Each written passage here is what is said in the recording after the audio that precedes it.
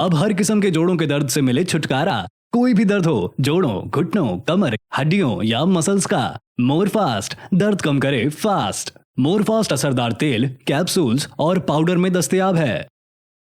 आइए नाज़रीन, अगली खबर हम आपको बताने जा रहे हैं जो कि आपकी अपनी सेहत को लेकर है, क्योंकि डॉक्टर इरफान ने कहा कि सहरी के टाइम पर और इफ्तारी के टाइम पर हमको क्या खाना चाहिए और क्या नहीं खाना चाहिए।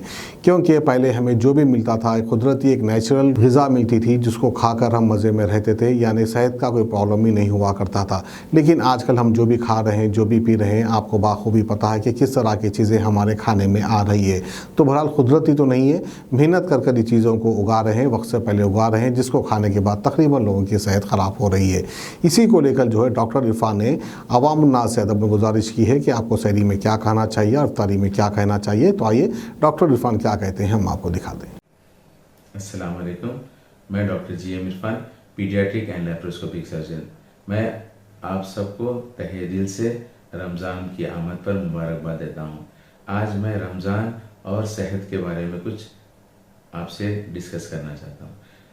सबसे पहली चीज़, सहर में कोशिश ये करिए कि तेल और मसालेदार चीज़ें अवॉइड करने के लिए, क्योंकि इससे जिस्म में एक तरह की खुश्की पैदा होती है और रोज़े के दौरान प्यास ज़्यादा लगती है। तो कोशिश ये करिए कि मसालेदार और तेलिया चीज़ें अवॉइड करिए और कम से कम 2 से 3 चमचे दही के इस्तेमाल करिए, जिससे जिस्म में एक किस्म की तरी पैदा रहेगी और प्यास कम लगेगी।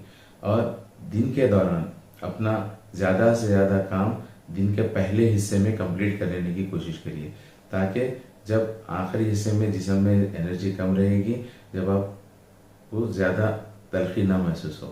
दूसरी चीज़, ज़ोहर के बाद थोड़ा सा टाइम निकाल कर सो जाइए, ताकि जिससे बॉडी रिचार्ज हो जाए, ताकि तरावी में ठहरने के लिए और तहज्जुद में और रात के अमाल के लिए आपको जिस्म में एनर्जी बाकी रहे।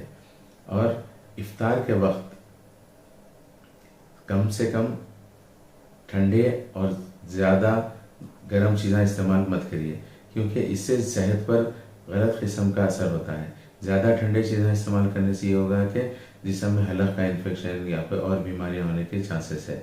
और आजकल जो एक पब्लिक जो एक वन लार्ज मील कॉन्सेप्ट जिसे कहते हैं, एक साथ जो जिस्म में एकदम बहुत सारा ग़िज़ा जब पहुँचती है, उससे जिस्म पे बहुत सारे मुज़ीर असरात होते हैं। और रिसेंटली जो एक नया कॉन्सेप्ट जो आइडेंटिफाई है, जिसे ऑटोफेजी कहा जाता है, जिसमें ये मालूम हुआ है कि रोज़े की हालत में जब बंदा बिल्कुल भूखा रहता है, भूखा और प्यासा रहता है, वो वक्त जिस्म के जो एबनॉर्मल और डाइंग सेल्स रहते हैं उसे नॉर्मल सेल्स खा जाते हैं, ताकि जिस्म गंदे सेल्स से, जो बीमार सेल्स है और इवन कैंसर सेल्स से जिस्म पाक हो जाता है। तो इस कॉन्सेप्ट में बेसिक चीज़ ये है कि जिस्म कम से कम 14 से 16 घंटे भूखा रहना चाहिए। अगर हम रोज़े के बाद इतना खा लेते हैं कि बेसिक रोज़े का एसेंस ख़त्म हो जाता है, रोज़े का मकसद ख़त्म हो जाता है।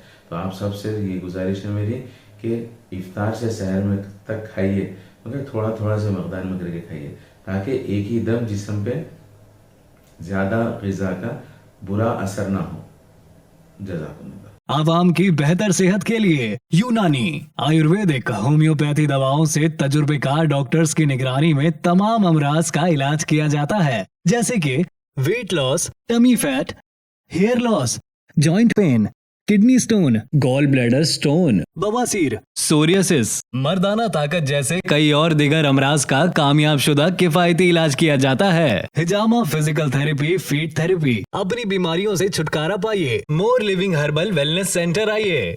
हमारा पता Toli Chowki, Aditya Nagar colony, Hyderabad. Customer care 7207 430058।